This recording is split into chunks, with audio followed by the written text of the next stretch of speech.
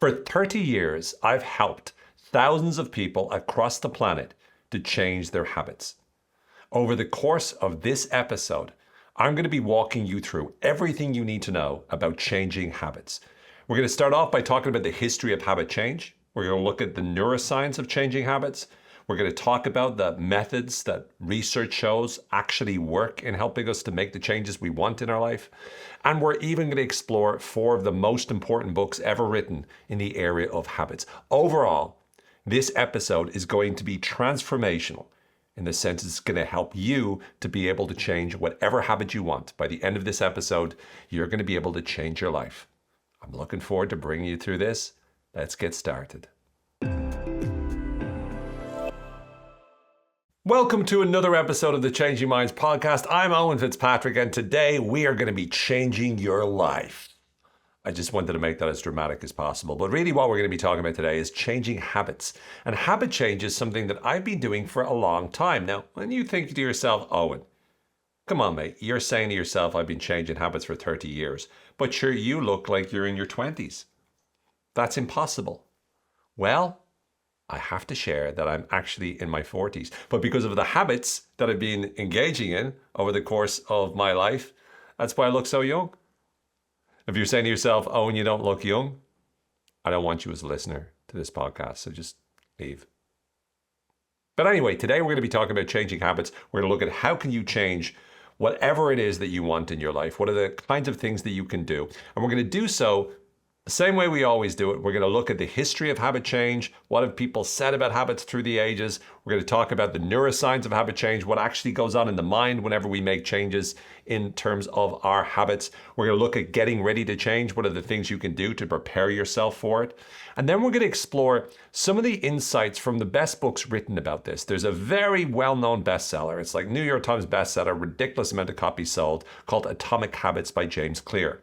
We're going to dive into that approach and extract from that the most important things you need to know. We're then going to go to other books like Tiny Habits by B.J. Fogg, which is again another popular book all about habits. And a few years before both of those were released, there was a book called The Power of Habits by Charles Duhigg, which was once again a bestseller and full of great wisdom. There was also another book called How to Change by Katy, Milkman. And so I'm going to be taking the most important elements for each of those, talking a little bit about how their approaches differ, but all in service of helping you have all of these skills so you know exactly what you need to do to be able to change habits. And we're going to finish off with research-based, evidence-based practices that are most likely to help you along your journey to success. And those evidence-based practices might be things that have already been mentioned by the likes of James, or by the likes of BJ, or the likes of Katy, or Charles in their different books. But what's most important is you're going to be walking away with specific actionable things to do moving forward to allow you to change your habits and therefore to change your life. Now, just a quick little primer for you. In the show notes, you'll see that there's a really cool video. Actually, you'll see a clip of it coming up next to me of a video that I did a few years ago, a little cartoon video, which you can still find called Breaking Bad Habits, Changing Habits or Breaking Bad Habits. And you can still find it on my YouTube channel. You can see it there, but we'll have in the description, we will have the link to this video. So definitely worth checking that out. Not now, but later. It's pretty cool. It's like a little hand drawing things and I'm like saying things and it's fun. But before we do that, let's explore, well, what do we mean when we say habits? When we say habits, how do we define a habit? So a habit is an automatic pattern of behavior. It's an automatic pattern or behavior or action that we take, part of a routine that's performed regularly and often subconsciously, something we do without even thinking, usually in response to specific cues or triggers in the environment. A routine is a little different. To me, routines are sequences of actions. So sequences potentially of habits or behaviors that are again performed regularly, often at the same time or in the same order. Now, a routine is a little bit more conscious than a habit, but also you could have habits that are part of routines. So the aim is that, and one of the techniques that we'll talk about later is how can you start to incorporate a new habit into a routine that you already have to make it more likely that you'll be executing that particular habit moving forward. So some really good stuff to do with habits and routines there. We'll also be talking a little bit about motivation here. Motivation is obviously the desire we have to be able to take the actions that we need to, and discipline, which is a decision that we make in terms of exerting our will to be able to ensure that we do what we need to do regardless of how we feel. But I want to start off by talking about the history of habit change. And so Aristotle first talked about the importance of practice, and he really described how practice allows us to develop virtual and moral habits. So in order for us to be able to become virtuous and for us to be able to be the kind of people that we would strive to be, we need to be practicing virtuous actions on an ongoing basis. William James, the famous psychologist, talked about how we're able to build habits through neurological pathways where we use repetition, and he talked about how important those habits were. Ivan Pavlov, does the name Pavlov ring a bell? Do you get it? Because it was to do with the dogs that salivated, and Pavlov rang a bell at the same time as the dog salivating. So every time he rang the bell, the dogs would salivate. So initially what happened was Pavlov brought a bunch of dogs in. I think I've talked about this in a prior episode, but let me just give you the primer. So Pavlov's there, minding his own business, and he's Russian. So he's like, I want to see what will happen if I think actually he wasn't doing anything psychological. I think he was actually focusing on something else. And he was feeding the dogs, but he rang the bell at the same time as the dogs were eating or getting food. And then a little bit later on, he rang the bell and noticed that the dog was like, that wasn't what they were doing, but they were doing some sort of like mannerisms that looked like they were like salivating. And he goes, oh, well, that is interesting. When I ring the bell, the dog salivates, or looks to. So he measured it and he realized, yes, indeed, every time he rang the bell, the dog salivated because the dog associated the bell with the food. Again, we know from a dopaminergic perspective, the dopamine was released into the dog's brain and the dog's like, I want food now. And the dog thought the food was coming because of the bell, which kind of makes sense. And that became known as classical conditioning. And that became not only a very interesting finding when we think about motivation, but it also became something that allowed us to be able to learn more about habits, because habits can be created and changed by creating different associations, by classically conditioning ourselves in this way. If we can create different associations so we feel differently about certain things, that will then allow us to change our associations and therefore build new habits with new associations. In other words, we can start taking the feelings we want and associating them with the actions or behaviors we want to be doing, and then we can take the behaviors we don't want to do and we can start to associate them with feelings that we don't want to have instead. This sort of behavioral approach was followed on by Edward Thorndike, where he talked about the law of effect, which is that behaviors that typically are followed by satisfying consequences are more likely to be repeated. And again, John Watson and B.F. Skinner with his operant conditioning, they followed along and talked about the importance of reinforcing behavior. So in other words, if you want to engage in a new habit, you reinforce that new habit, you do something positive, you give yourself a reward as a result of doing that new habit, and you're more likely to keep doing that new habit. Very interesting stuff. And this was all in the 20th century and whatnot. There's a phrase in neuroscience called neurons that fire together, wire together. They are the words of Dr. Carla Schatz. A lot of people associate them with Donald Hebb because he wrote a book similar to this, but apparently Dr. Carla Schatz was the author or the speaker of those words. And really, in a nutshell, what that means is that in order for us to be able to learn new things or build new habits, for example, neurons that fire together, so when two neurons fire at the same time and create a sort of a connection, wire together, this allows them to form a sort of a connection, this what we call a synaptic connection between two neurons, which means that the more that we do this, the more we create an association. So that's how we're able to build habits, because these two neurons are fired over and over again at the same time. And therefore, we start to associate the two things. We start to execute that habit over and over again. Elliot Aronson talked about the cognitive dissonance theory, and this really explained how our discomfort with conflicting beliefs and behaviors can actually motivate habit change. In other words, if you believe something about life or you believe something about yourself, and that's different to the actions you take, then you're more than likely going to be changing those actions to fit in with the beliefs that you have. And this really connects with another point we'll talk about. James Clear talked about it, but I've been using that principle for many, many years, which is the principle of identity in terms of behavioral change. Is that if you want to be able to get a person to change their habits, you need to get them to start to see themselves as the kind of person who engages in that behavior. And that's about reducing the cognitive dissonance, which again, we could say that we learned from the work there on cognitive dissonance theory. James Prochaska and Carlo Di Clemente in the 1980s talked about the trans-theoretical model of behavioral change, which sounds ridiculously fancy. But in a nutshell, it was really about, okay, what happens before you think about the habit change? A lot of it's about being ready for the habit. So it's pre-contemplation phase, the contemplation phase, the preparation, the action, the maintenance. It's this big, long sort of technical sort of theory, not necessarily very different to a lot of the other insights that we'll be getting as we go through the literature today, but it still is a description of intentional behavioral change. So it's a framework or model for intentional behavioral change. There's also Eric Kandel talked about changes in synaptic connections, which underlie learning. So whenever we make changes, that's one of the ways in which we're able to enhance our learning, but also make changes in terms of the way we do things. And Anne Grabiel talked about how the basal ganglia, part of the brain, is largely responsible for a lot of automatic behaviors. There's also work from behavioral economics, work by the likes of Danny Kahneman, Cass Sunstein, Richard Taylor. Taylor and Sunstein wrote a book called Nudge, which is full of great ideas and insights around organizing your environment to make it easier for you to change habits. And there's all sorts of apps nowadays to change habits using an app as well. There's lots of apps out there that leverage the wisdom or the science of habit change to help you to be better at doing that. So let's talk about the neuroscience and the neurochemistry of habit change. What is going on in your brain when you're changing your habits? What's happening in my brain, Owen? Tell me what's happening in my brain. Well, first of all, we have two systems of what you tend to be thinking in. We have system one, which is the automatic way of thinking. I say, what's 2 by 2? You say that's 4.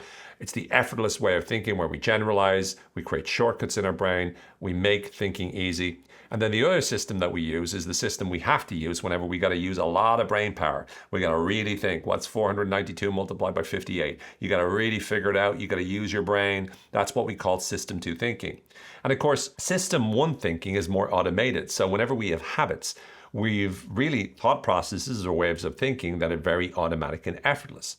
And whenever we are changing habits, we need to make what's normal or effortless, we need to make it conscious again. So in many ways, you could think about it like this. You've got your system 1 way of thinking, which is something you're doing automatically. You take something you're doing automatically, you become conscious of it, and you start working on it. Do I really want to do this? How can I change this in system 2? And then you build a new habit that you want instead, and you try to then fit that into system 1. The idea is that you should not have to think about it. It becomes automatic. Problem is, sometimes people say to me, oh, and how long does it take to change a habit? And there's all sorts of people out there that will spew, and I mean spew, research at you. They will say things like, it takes 7 days to change it. It takes 21 days to change it. It takes 30 days to change it. It takes 66 days to change it. Now, they won't say it in that way because that's just a weird voice, but they will give you all of these different things. And my response to the question, how long does it take to change a habit, could be it depends, because that's a good answer and it's a fair answer, although it doesn't mean much. But instead, my answer is that's the wrong question. Because if you're asking yourself, how long does it take to change a habit, it means you're waiting for that moment where all of a sudden you don't have to put any effort in. And instead, the real question to ask is how can you make sure that this becomes something that's an automatic part of your way of life from here on in? And when you start to ask that question, your brain starts to go in that direction, and you're much less likely to struggle with it. It's also important to recognize that this notion of mindset by Professor Carol Dweck of Stanford University, that we have a fixed mindset about our beliefs about our intelligence. If we believe our intelligence is fixed and we can't do anything about it, or if we believe that we can change it. People with a growth mindset where they believe that they can change it, they believe they can get better, they believe that they can get smarter if they put the effort in. That's also something that's going to help you to be able to be more likely to make changes in your habits, because some people will have a fixed mindset about their habits thinking, it's just part of who I am, it's just what I do. And other people will have what we call a growth mindset about their habits, where they believe, look, if I put the effort in, I can change. I can change. I can change. Anyway, let's look at the parts of the brain. First of all, we'll start with the basal ganglia, which is I kind of like saying that, basal ganglia. It's kind of a fun thing to say. This stores automatic behaviors that we engage in routines, and it makes actions more efficient because it allows the brain to save energy. So the basal ganglia, I'm sure, is one of the parts of the brain that's like loving it when we're in system 1. It's like, this is my thing. This is my gig. I love my system 1, I do. That's what the basal ganglia would say if it was a person, which it's not. The prefrontal cortex, on the other hand, that's probably more the system 2 we're talking about, because this is involved in decision making, planning, exerting control over behavior. This is kind of the less fun of all of our brain. It's kind of like the boring one that's like going, hey, wait, we need to make sure this is a good thing to do. All right, prefrontal cortex, come on, tell us what you're supposed to do. Now we have to figure out, is this, but actually we need the prefrontal cortex, because the prefrontal cortex, if you will, is more the system 2 side of things, right? Because it's getting us to analyze and conceptualize, is this leading us in the direction that we need to get to? You've also got the hippocampus. This is where the memory is stored. This is the formation of new memories and spatial navigation as well it's involved in. It works with the prefrontal cortex, forming contextual and situational cues. So it's able to store in it and going, when I'm in this situation, the hippocampus is the memory. So when I'm in this situation, then I need to engage in this thing. So it's almost like the basal ganglia is doing the automatic behavior. The prefrontal cortex is figuring out, what's appropriate, what's useful, what habits do we need. And then the hippocampus is storing the sort of the memory of the context or cues of when it's important to engage in the habit. Then there's the amygdala, where it influences habits that are formed based on emotional responses and reinforcement. So whenever emotion is in the table, the amygdala really is part of our brain that fires off signals whenever we experience something new, unexpected. So whenever we see something new, our amygdala sort of helps us understand, is this scary? Is this a danger? Or is this good? Is this an opportunity? Is this a threat? We're kind of looking at it from that point of view. Some of the neurochemicals involved in habit change, well, one of them is our old friend dopamine. Another episode about dopamine, you'll check it out. We'll put it again in the show notes, but you definitely got to check out that episode on dopamine. If you like dopamine, if you're like, I wonder, I'd love to know more about dopamine, I'm telling you, that episode is a killer. We dive into the stuff. We're like, learn everything you want to know about dopamine, you learn in that episode. It is absolutely, I don't want to hyperbole it or anything, but I'm telling you, it's great. Isn't it, Mike? Isn't it great? Absolutely. Yeah. See, Mike agrees. And he's listening to a lot of the stuff I'm saying. And he's like, yeah, dopamine's the business. So you learn more about that, but in a nutshell, when it comes to habit change, dopamine is connected towards, it helps us to reinforce the feelings and it allows us to drive towards the new behavior. And also, dopamine can drive us towards the old habit as well. So we need to regulate and modulate dopamine, and we need to be able to boost it when it comes to the new habits that we want to engage in. There's also glutamate, which is involved in synaptic plasticity. This is our brain's ability to change, learning and memory formation. So to learn new habits, glutamate, which is more like energy in terms of our brain, that's an important chemical. And norepinephrine is also known as noradrenaline. This helps in focus and attention and sustaining effort during the early stages of habit formation. So a couple of chemicals, they're important. They're not the only ones, but there's some of the things that are important in terms of habit change. You also have synaptic plasticity. This is our ability to be able to create new neural connections. And if you think about it, that's really what a habit is. So we're going to simplify it. Imagine you have a neuron connected to another neuron, and that's habit A. You want to change habit A to habit B. Well, instead of this neuron going to that neuron, you want this neuron going to a different neuron.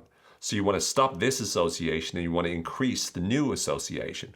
And so why you would do that, or how you would do that, is you need to be able to establish a new conditioning whereby you're reducing the connection between A and B, and you're increasing the connection between A and, let's say, C.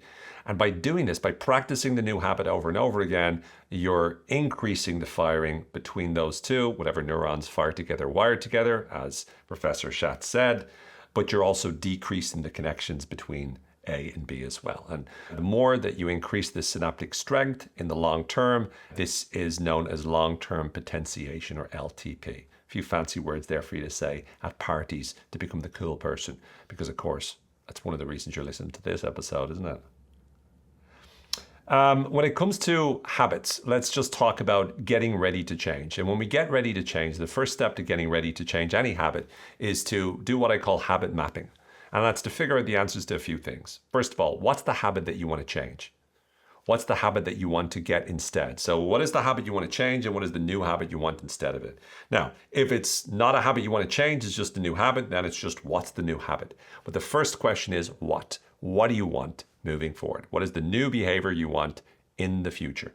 And potentially, what is the current behavior you're doing at the moment? Next is why do you want it?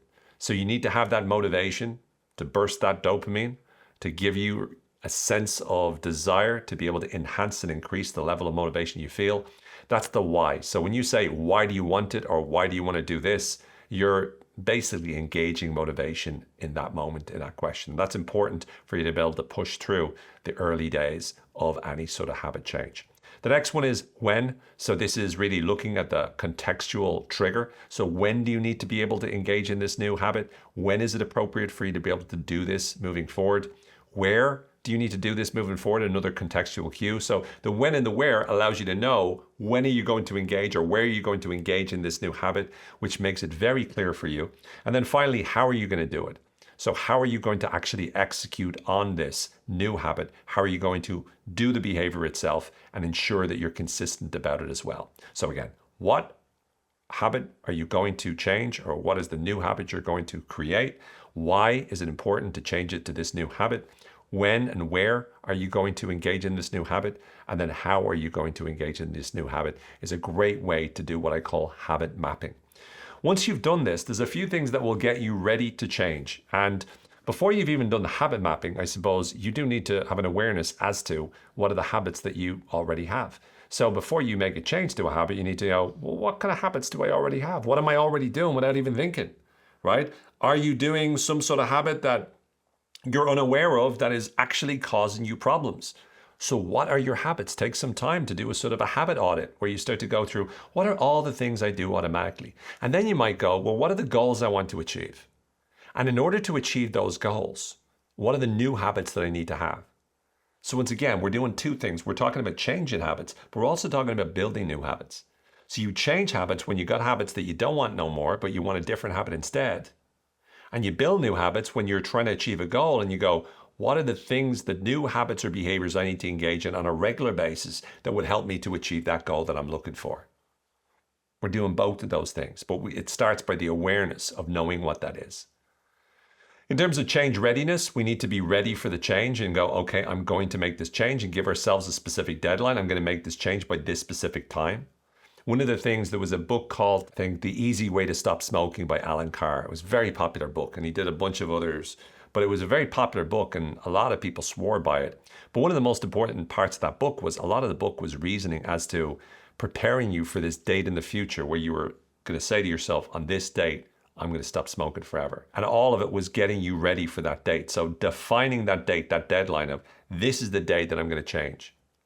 That's a really, really useful thing, because it's getting you primed in your brain to go, from this moment forward, everything changes.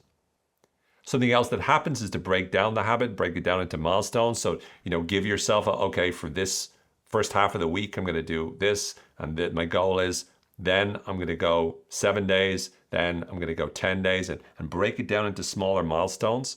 Because as you break it down into smaller milestones, it's easier for you to achieve. Sometimes it's overwhelming. What do you mean? I'll never smoke a cigarette again? I'll never vape again? I'll never drink alcohol again? It's like terrifying for a lot of people. So break it down into something more manageable, something simpler. Create rewards for yourself. Rewards that are good for you. Now, create proper rewards. So don't go, okay, I'm going to give up eating unhealthy and I'm going to change to eating healthy, but I'm going to reward myself by eating healthy. I'm going to reward myself with ice cream and pizza, because that defeats the whole purpose. That's ridiculous. That's the stupidest thing I've ever heard. Why are you even thinking of doing that? And again, I'm not saying that from experience at all. I would never do something like that. I would never reward myself with pizza and ice cream for eating healthy. That would be insane. But the reality is, we should be giving ourselves some sort of rewards. Now, I know some of you are going to go, well, and there's cheat days, you can cheat day and blah, blah, blah. And I get it and I understand it. But I'm just saying, if there's other rewards you can give yourself, why not choose a reward that's empowering you, as opposed to one that kind of hurts or takes away from your achievement or accomplishment? That's all I'm saying. There's nothing wrong with what you're doing. There's everything wrong with what you're doing. I'm kidding. There's nothing wrong with what you're doing. Committing to the change publicly can also help you. So you tell people about the habit that you're going to engage in. You make sure that you'll be humiliated sufficiently, right? You're leveraging humiliation as a motivational tool, which is pretty cool. Commit to a specific time, again, not just mentally, but also tell people, on this day, this is happening. And you can even put money on it as well, right? That's something that can also get you really primed. If you say, if I do this again, if I fall into this habit again, I'm going to be penalized. That's a good way to be able to maximize your likelihood of succeeding. Writing it down, make sure you write down the change that you're happening. It makes it more real and sort of you hold yourself accountable to what you write down. Build a support network, so get yourself around other folk that are also doing the same thing. More often than not, one of the biggest mistakes we make is we spend time around people that are still engaged in the habit that we don't want. And so we're constantly around them. They're constantly talking about it, thinking about it, or doing it. And as a result of that, we fall back into the trap. So you want to be surrounding yourself with a group that is changing, is disciplined, is no longer doing that particular habit anymore, because that's going to help you to find it easier. A couple more things, the key decisions that you make. So let's say you're giving up eating junk food and you're at the supermarket. The key decision there is the decision you make at the supermarket. Because whatever decision you make about what you buy, well, it's going to be a lot harder for you to eat junk food if there is no junk food in the house. Think, see how easy that is? It's called a key decision. And lastly, there's temptation bundling. You'll hear this a couple of times, right? So you hear me mention this a number of times, but this is a very cool one. I use this all the time myself. Temptation bundling is when you've got a behavior you want to engage in. And what you do is you associate it with something that you enjoy doing. So my example is when I go for a run, I listen to podcasts, and I only let myself listen to my favorite podcast when I'm running. And therefore, I've associated running with the podcast. So therefore, I have a much healthier and happier perspective over running that I would do ordinarily, because I'm one of those people that doesn't really enjoy running, but I do it regularly. So that's the example of temptation bundling. Before we get into the approach of tackling habits and changing habits, I want to talk about some challenges with habit change, right? And some of the challenges that invariably come up whenever we try to change a habit is, first of all, we have excuses. So we need to prepare ourselves for the excuses that we make to ourselves. Well, normally I would have changed the habit, but my best friend, like I know I'm off chocolate cake, but my best friend, he like loves chocolate cake and it's his birthday and he always gets a chocolate cake for his birthday and his name is Chocolate Cake and it's just everything was chocolate cake. So I went to his party and there I was shocked because I've been like, I've been off chocolate cake for like 2 weeks. And I couldn't believe it. At Chocolate Cake's birthday, he had a chocolate cake. What am I to do? I couldn't be rude. So therefore I had it. That's called an excuse. That's a bullshit excuse. Come on, you knew his name was Chocolate Cake. You knew exactly what you were getting into. When you walked in there, you could smell that sweet chocolate cake a mile away. You could see the smears of chocolate all over the different faces at the party. And you still went in and you still ate it. That's on you. But the point is, we make excuses. And what we really need to do is prepare for those excuses, set rules, set flexibility, and know when this happens, I'll give myself leeway here, I'll give myself leeway there. But when this happens, this is what I'm going to do. We need to be very clear to prepare for this. We also need to be prepared for enablers. They're like the drug dealers of the habit world, right? Their goal is to keep you addicted. It's like these people that are like, I don't know if you're ever in a situation. Let's imagine you're going off drink, right? You're going off alcohol, and you're out with people, and they're like, "I'm gonna have a drink." Like, no, it's grand. I'm not drinking at the moment. Go on, sure, have just one drink. I'm actually okay. Just one's not going to be the worst. They're not just enablers. It's like their whole goal is to ruin your life. What they're trying to do is they're trying to get you to just have one more, just have one more, just have one, just have one. Now, there's various different reasons. Sometimes they might say to you, quite in a hurtful way, they might say, "Oh, and to be honest with you, you're no crack." Translation, you're no fun whenever you're not drinking. So could you ever have a drink? I'm sure I've never heard that, but I'm saying other people might have heard that. And when you do hear that, it's peer pressure. So we need to prepare when we meet people that are trying to get us to fall off the wagon and not engage in the habits that we want to build, or start doing the old habits which are not good for us. When we're around people like that, that's not necessarily going to be very helpful. So we want to avoid putting ourselves in that position, and we want to make sure that we do whatever we can to be ready for meeting people like that. We also need to prepare for stumbles. Sometimes we're going to be doing really, really well, then we'll fall off the wagon for a moment. Instead of going, "Oh, I failed, I'm back to square one," or any of that sort of stuff. If you stumble, you stumble. See it as a stumble. If you go back a step, just make sure you move forward 2 steps. Every time you make a mistake, just look at it as an opportunity to learn and look at it as a further reason why it's critical for you never to make that mistake again. So see your mistakes, stumbles as just stumbles on your path to success. Another thing that will get in the way is present bias. This is our overvaluing of what pleasure we get in the present and the undervalue of what pleasure we get in the future. So what we really need to do is think through, if you are to accomplish what you want in the future, because the present feels better, we need to really vividly imagine how amazing the future will be so we can start to make it so that the future can compete with the present. Because again, the example would be the ice cream in the present or the cheesecake in the present feels better than the six-pack in the future. But if you vividly imagine the six-pack strongly enough and long enough and vividly enough, then that feeling can be stronger than the desire you have or the craving you have for the actual cheesecake in the present. So it's about learning to be able to increase the intensity through visualization from that perspective. Something else you can do is plan for yourself the temptation. So knowing that you'll be tempted, get ready a plan. I will want X, but I know Y. So I want X, so I want the cig, I want this, I want that, I want to eat this, I want to stay up and watch another episode of this thing. I want to gamble, but I know why. But I know what this does to me. I know where this leads. I know this leads to the dark side. I know this brings me into fear leads to anger, anger leads to hate, hate leads to the dark side. And I know that that brings me in that direction. So I need to recognize that and make sure that I remind myself of this fact. Now, let me just give a little bit of a caveat here before people lose it with me.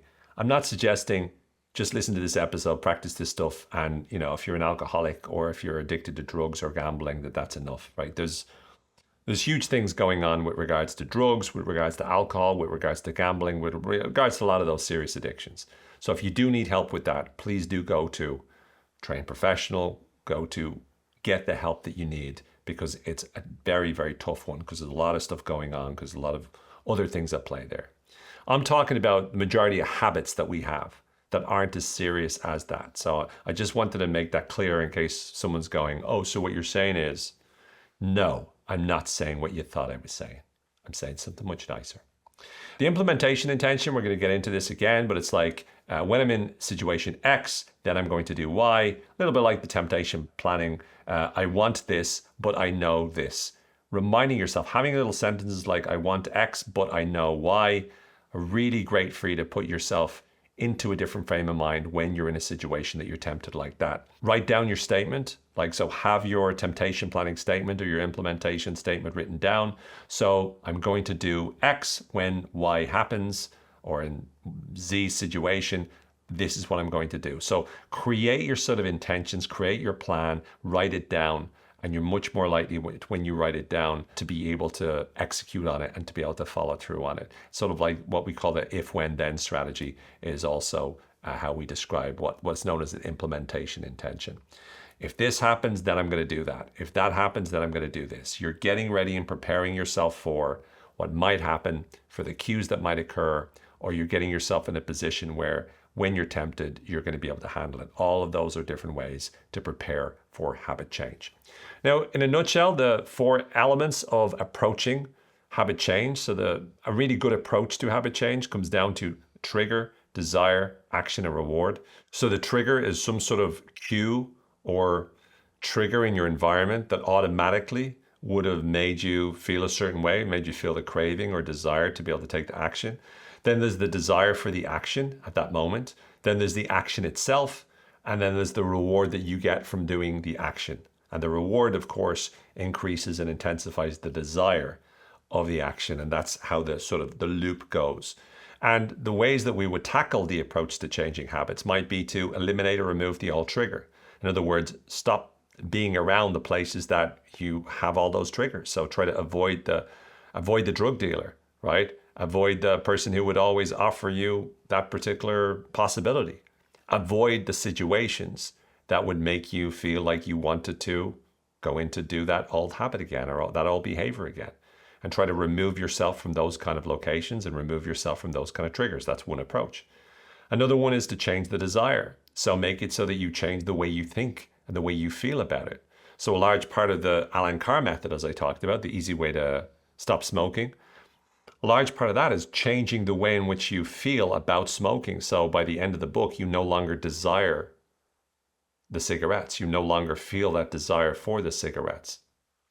And then you could also, or it's also important for you to identify what are you going to do instead of the old behavior. Instead of staying up late, what are you going to do instead of that? So decide what the new behavior is going to be.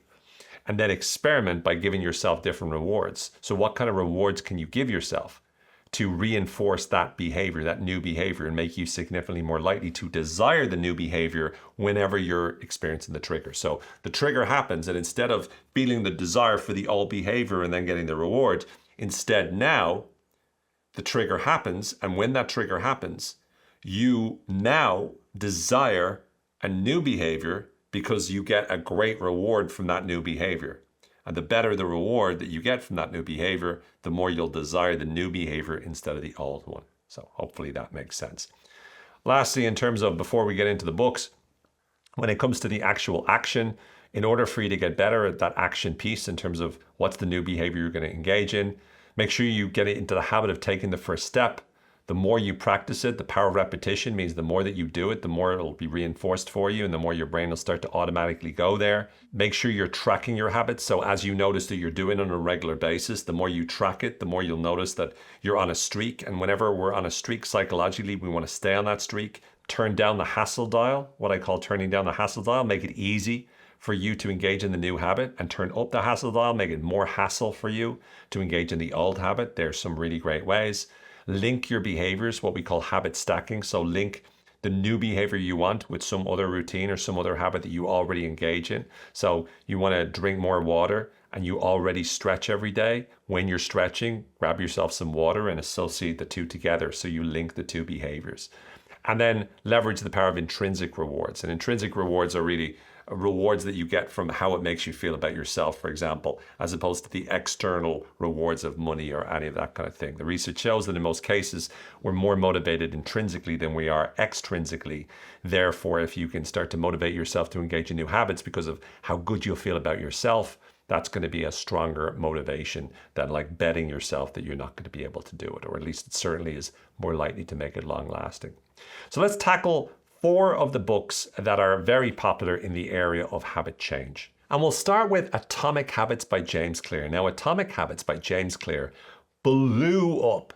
James Clear was a blogger. He had a lot of followers on his blog. He's a very good writer, but his book blew up. Atomic Habits has been a New York Times best-selling book for ages. Every time I go into the best-selling section, I'm in there a lot, in Barnes & Noble, or back home when I'm in a bookstore back home, bookshop back home in Ireland. Everywhere I go, there James Clear's book is on a thing. I am ridiculously jealous of him. He's written a book that's sold millions of copies. Good for him. But in Atomic Habits, what are the main elements that he goes through? What are the main tactics, techniques? What's his frameworks? Let's dive into exploring it. So Atomic Habits he defines as small incremental changes that compound over time to produce remarkable results. So if we look at it, when he looks at this whole metaphor, he says, look, in order for us to make huge changes, you actually need to start small. When you start small on these sort of what he calls atomic habits, they compound. So a small change that you make, that you repeat consistently, actually can provide you with huge amount of returns over time. The problem is we try to make huge, big changes, and then oftentimes it's too difficult and then we fall back. He says instead you want these small changes that all compound and allow you to be able to be significantly better at the end of, let's say, a year.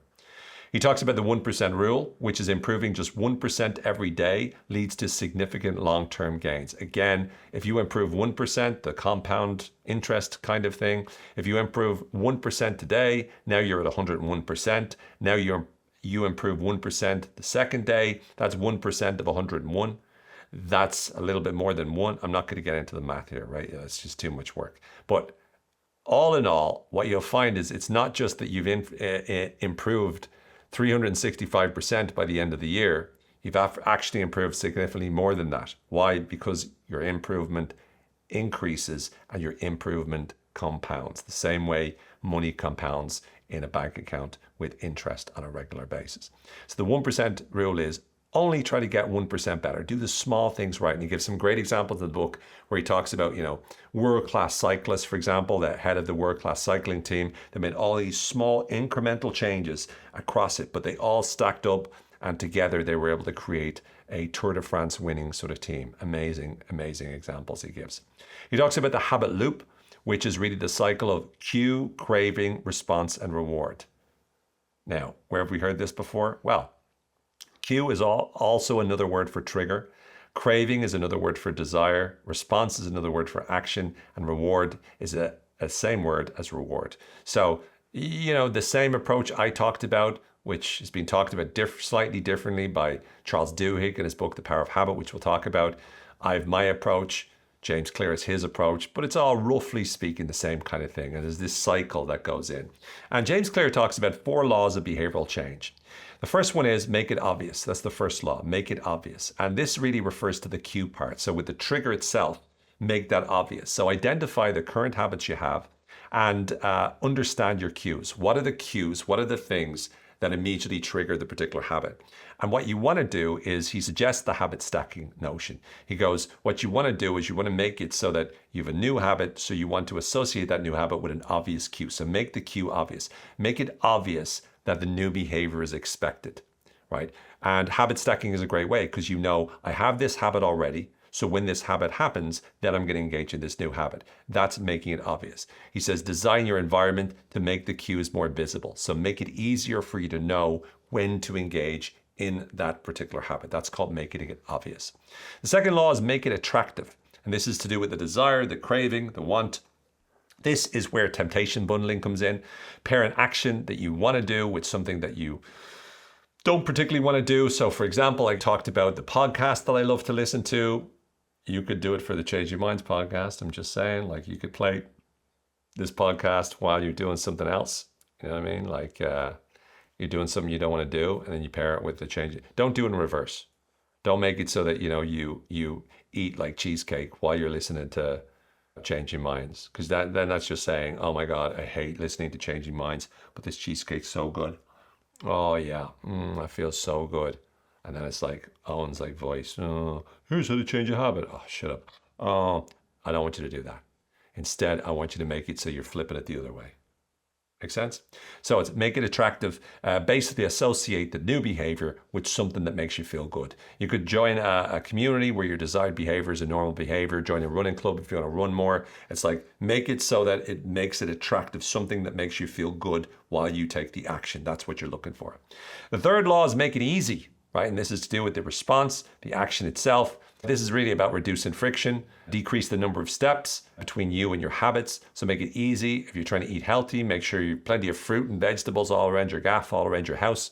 And make sure that if it is unhealthy food, if it is in your house at all, it's hard to get. So reduce friction. You want to be able to prime the environment, make it so that the environment also boosts your levels and gets you excited. And it's all designed to help make it more likely that you engage in that action. Years ago, when I trained for the marathon in Dublin in my 20s, I organized so that my training gear, my running gear, was right next to my bed.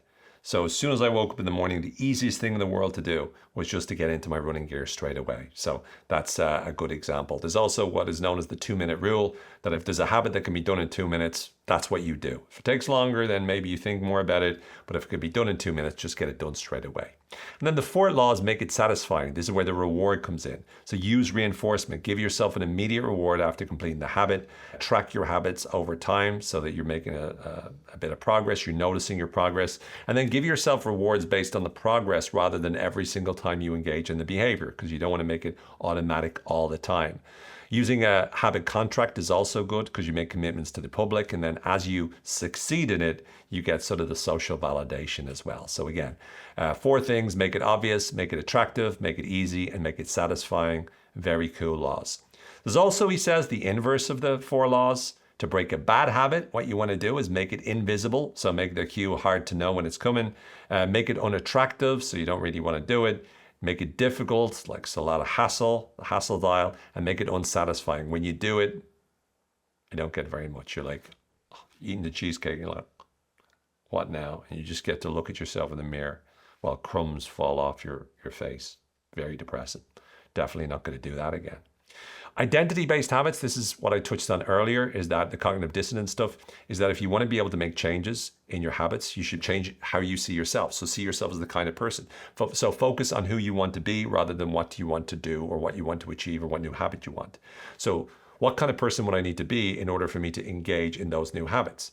And vice versa, if you engage in new habits, that'll start to make you see yourself as that kind of person. But you can, if you're struggling with the habits, then see yourself as that kind of person and you're much more likely to engage in the new habits. It talks about the importance of designing your environment the most effective way, again, obviously, to be able to ensure that you're making it not just obvious from a cue point of view, but also making it as easy as possible. The third law from that perspective.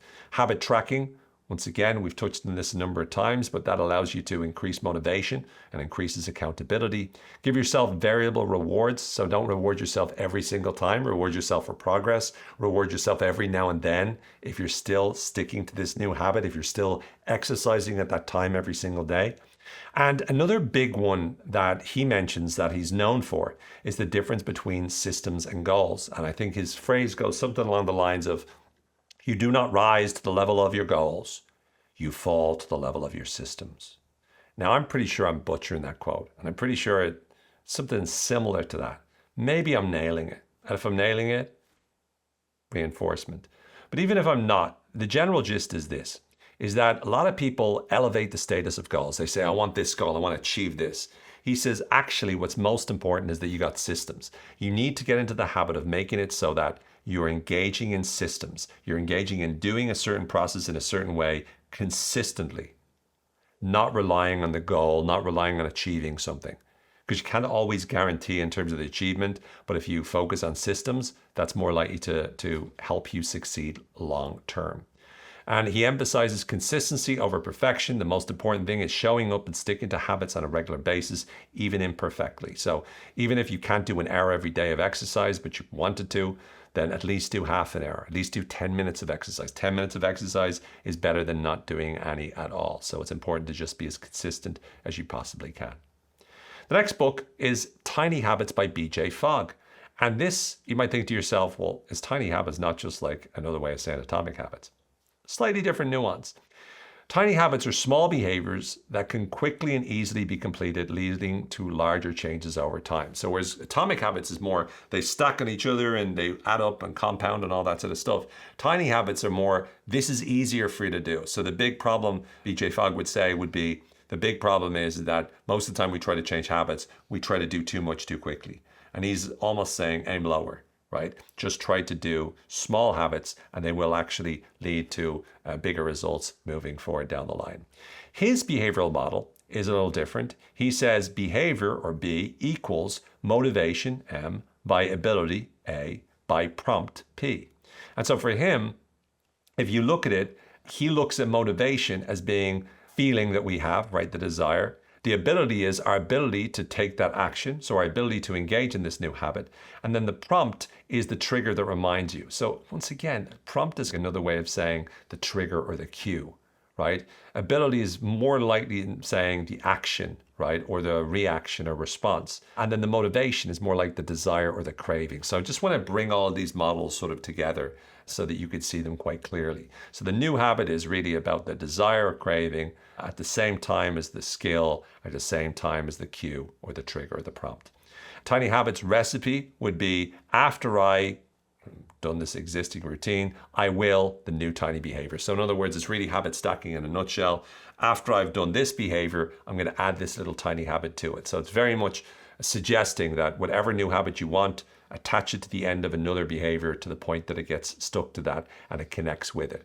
He talks about the ABC framework, which is anchor, behavior, celebration. He says, use an existing routine, or an anchor as he calls it, as a prompt for your new habit, right? So again, this habit stacking, have this, I normally do this behavior. So I normally, for example, do meditation every morning, right? And I want to build a new habit of doing gratitude journaling. So I normally do meditation every morning, and that becomes the anchor, right? And then what we want is we want to make it so that we add a new habit onto that, which is, for instance, gratitude journaling. The second one is the behavior, the behavioral prompt, which is you have when it's this time or when it's that time, I'm going to engage in this new behavior. So for instance, You could have external prompts, which is an alarm or a reminder of some sort, or internal prompt, which is a thought or a feeling. But it's whenever this alarm happens, whenever this thought happens, then I'm going to engage in this. This is, again, taking the prompt, taking the particular, sometimes an anchor, and attaching the new behavior to it. So it's not, you're not creating a new habit from scratch. You're creating a new habit and you're sticking it to something else as a result. He suggests starting with the smallest step, smallest version of the behavior, something that can be done in 30 seconds or less, right? Some small part of it. And when you do that, your brain notices that you're making progress on it, and therefore you elevate the level of dopamine and you're much more likely to keep going. He talks about pearl habits, which is start with a tiny behavior and let it grow naturally. So again, this one habit that starts to really make a positive difference to your life. He also looks at designing for simplicity, makes it as simple as possible, reduce complexity to make behaviors as easy to do. So the whole essence of his stuff is make it really simple, do something new, connected to something you already do, and Bob's your uncle, and Bobette is your aunt. And I don't know the rest of your family members, but this is something that will work for you. And also, he emphasizes celebration. Celebrate good times. Come on. Dun, dun, dun, dun, dun, dun. I would actually use the music here, but I'm pretty sure there's a copyright violation if I do. And so we're not going to do that today. You'll have to deal with me. But I won't sing again today. The Power of Habit by Charles Duhigg is the next of the books that we have in our episode today.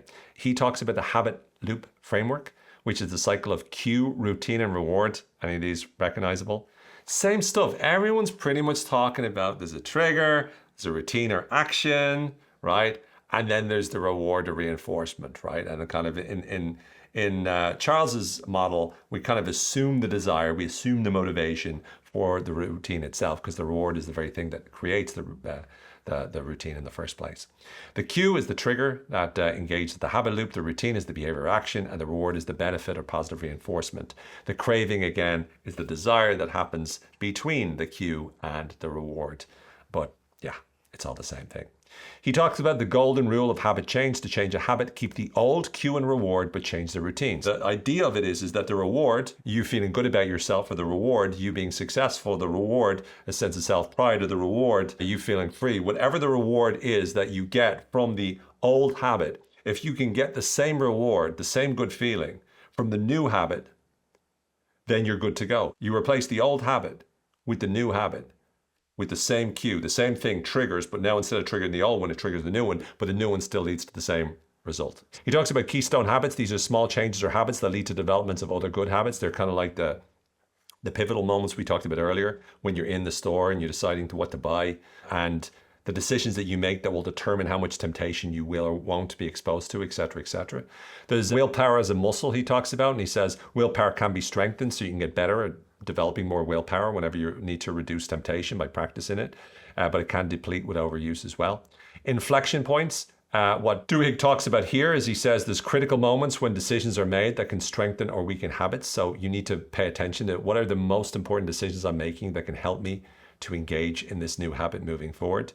He says it's very important for us to look at the beliefs that we have about the habits, or belief in our ability to change, this belief growth mindset, as I would say, or habit growth mindset in this context, I suppose, are important to have. We need to have this kind of mindset. If we are to change, we need to believe we can change. He does mention identity and habits as well, and how habits shaped and are shaped by our identity. So when you believe you're this type of person, you're more likely to engage in those habits.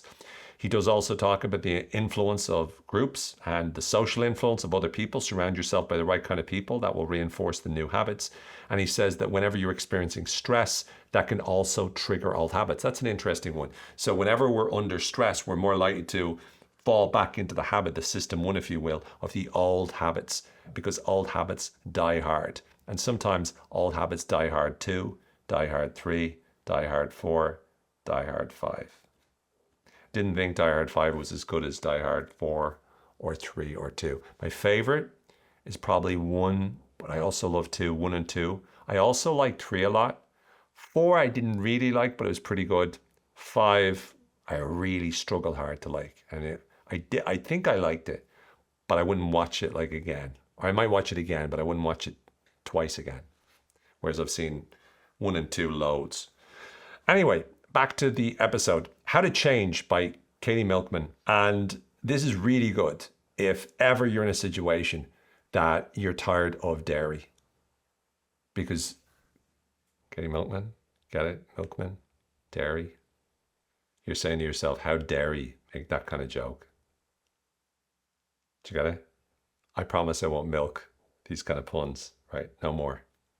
All right. All right. I hear you. I hear you. I know I've lost you. She's a researcher that goes in depth in terms of what allows us to be able to make changes. So, for example, she talks about the fresh start effect, and that is we can use temporal landmarks. The beginning of people are more likely to succeed in a change if it's the beginning of a week, if it's the beginning of a year, the beginning of a month, if they move to a new place. Whenever we've like a start, we can use that, and that helps us to be more motivated, and it's more likely to result in us making changes if we like. She says we need to identify the obstacles, recognize and understand the barriers to change, really do what is sometimes known as a pre-mortem, where you're imagining yourself failing and what are the things that led you to fail, so you can be ready to avoid going into that direction. Temptation bundling was actually something that came from Katy's work. So temptation bundling is pairing an indulgent activity with a beneficial but less enjoyable activity. So this is something that the likes of James Clear would have drawn from the work of Milkman.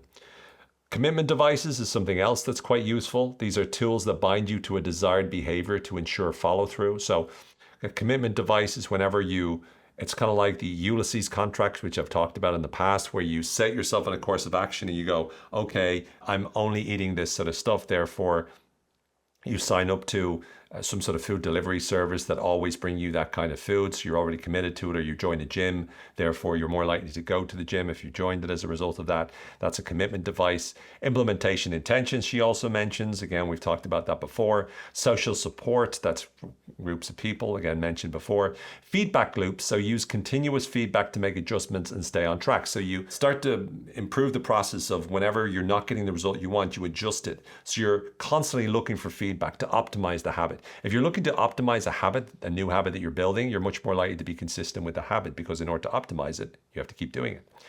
Nudging is really about the behavioral economics version of organizing your environment to make it much easier, and nudging you, I suppose, to the new behavior and away from the old. Gamification is when you make it more of a challenge or a game. So you find a way to gamify the habit change. So you go, if I achieve this, and this week, if I stick to this particular food for the next week, then I'm going to give myself this sort of reward. So it's kind of like making it more of a game and a challenge as opposed to just rewarding yourself for it in the aftermath. Incentives that you give yourself, which is akin to gamification to a degree. Loss aversion, so you focus on all the things you will lose if you don't stick to this habit. And in all of these different things, a real emphasis on, in order for us to make the changes that we want to in our life, these are the kinds of strategies that work. So I want to finish, if I will, by two things. I want to finish by, first of all, looking at some of the most important evidence-based practices for making changes in terms of our habits, and then I'll bring everything to a conclusion as we get to the very end. So first and foremost, implementation's intentions. A lot of the research here comes from a research project by Gallwitzer and Sheeran in 2006, which looked at these things. So it's like, if it's 7 a.m., I'm going to go for a run. If it's 10 o'clock at night, I'm going to go to bed. If this, then that. When this, then that. Where I'm in this situation, then that. So it's really creating these intentions whereby we connect it. So it's very clear. We have full clarification as to what we're going to do and when we're going to do it. Habit stacking was the thing that was discovered in terms of the work of Wood and Neal in 2007. So it's, once again, after I brush my teeth, I'll meditate for 5 minutes. That's an example of habit stacking. Obviously, BJ Fogg talks about it quite a lot. James Clear talked about it as well. So habit stacking is a great way to build new routines, new habits. We've also got cue-based interventions. This is by the work of Lally, Van Jaarsveld, Potts, and Wardle, of all very interesting names, God bless them. And they're a study done by the four of them in 2010. I'd love to see the four of them in a room talking about their last names. That'd be gas. 2010, an example of this would be setting a reminder alarm to go off at the same time each day for your workout. So you're organizing the cue that will then in turn help you to engage in the habit as well. Very straightforward, like almost like common sense, but the research shows that it actually does make a difference to our habit change. Reinforcements and rewards, of course, was the work of B.F. Skinner, and conditioning yourself, what is known as operant conditioning. So whereas classical conditioning was Pavlov, and I noticed that my dogs were salivating with that I was ringing my bell. Instead, Skinner talked about reinforcement. Positive reinforcement is known as operant conditioning. Whenever you do behavior and you give yourself a positive reinforcement, that makes you more likely to engage in that behavior. And so allow yourself to watch an episode of your favorite show after a workout. That's an example of that. Social support and accountability was something that Burke and Belin and Dunbar all looked at in 2001. An example of this would be joining a workout group or having a friend checking your progress regularly. Getting sort of social support, accountability is really good for habit change. Gradual progression is something that Prochaska and Velisser in 1997 found, starting with a 5-minute walk and then slowly increasing the duration over time, allowed a lot of people to change more than trying to do too much too quick. Self-monitoring was something that was a useful tactic by Burke and Wang and Savick in 2011. And this was basically like keeping a journal of, for example, your daily food intake or exercise routine, tended to help you to be able to stick to the routine or stick to the diet. Temptation bundling, again, was done by Milkman and Minson and Volp in 2014. Celebration and positive emotions were actually popularized by B.J. Fogg, celebrating with a small treat after achieving a weekly goal. And then a couple more, cognitive reframing, popularized by Tversky and Kahneman in 1981. Of course, Tversky and Kahneman, the wonderful duo in behavioral economics.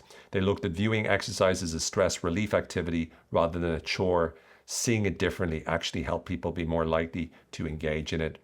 And then finally, Thaler and Sunstein, in their wonderful book Nudge in 2008, they talk about using default options to make healthier choices easy. So automatically enrolling in a savings plan is a great way to be better at saving, as opposed to like, okay, I got to save money, and then like going through that temptation of, but I want to spend it on lots and lots of food. I want to buy clothes. I want to do.